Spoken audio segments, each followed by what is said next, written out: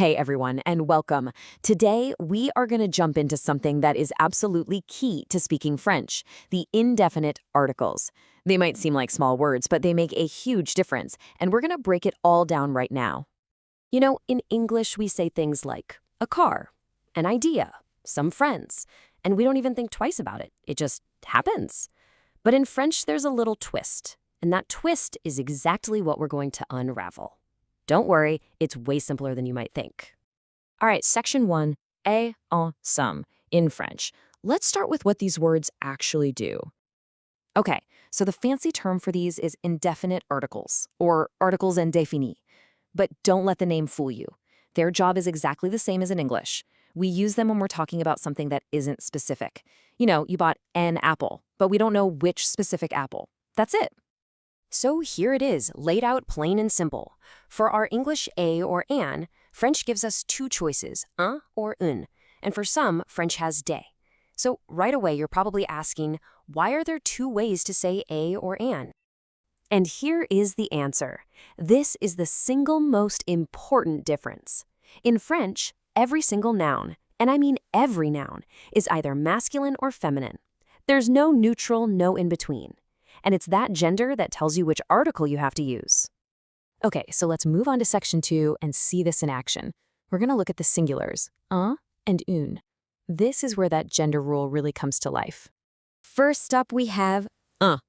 This is your go-to article for any singular noun that's masculine. For example, un garçon for a boy, or un appartement for an apartment. See? Straightforward. If it's a singular masculine noun, it gets un. And on the flip side, we have une. You probably guessed it, this is for any singular noun that's feminine. So une fille is a girl, and une orange is an orange. The pattern is crystal clear. Un for masculine things, une for feminine things. This brings us to a golden rule, and seriously, this is a game changer. When you learn a new French word, don't just learn garçon, learn un garçon. Don't just memorize fille, memorize une fille. If you learn the noun with its article right from the start, you're basically burning the gender into your memory. It'll save you so much guesswork later. Okay, you've handled the trickiest part, I promise. Now for the good news in section 3, the plural. You're gonna love how simple this is. That's it, seriously, just one word, des. It means some, and the best part is it works for everything in the plural, whether the nouns are masculine or feminine. Just look at how this works. Un garçon becomes des garçons. Une fille becomes des filles. That whole masculine-feminine distinction we just talked about with un and une, it completely disappears in the plural. It's always, always des. All right, you've got the basics down. Now let's wrap this up with 2 final essential rules. These are the details that are really going to make you sound much more natural when you speak. So our 2 rules are all about usage and pronunciation. First, you almost always need to use an article in French. And second, we need to listen for this cool sound bridge called the liaison. Let's start with rule number 1. Check out these examples, because this is a big difference from English. You can say, I have lice in French. Nope. You must say, j'ai des poux. You need that article.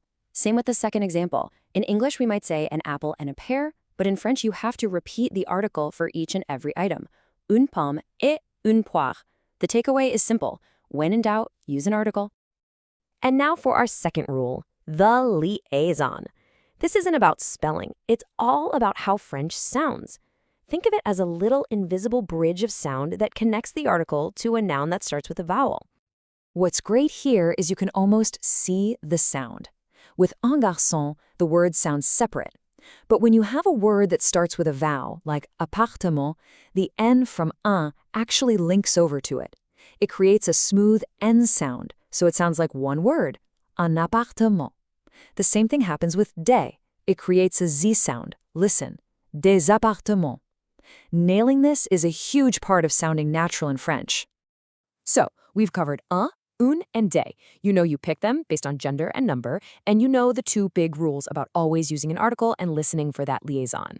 But this all leads to one big, fascinating question, doesn't it? How do you even know if a noun is masculine or feminine in the first place? Well, that's a story for another time.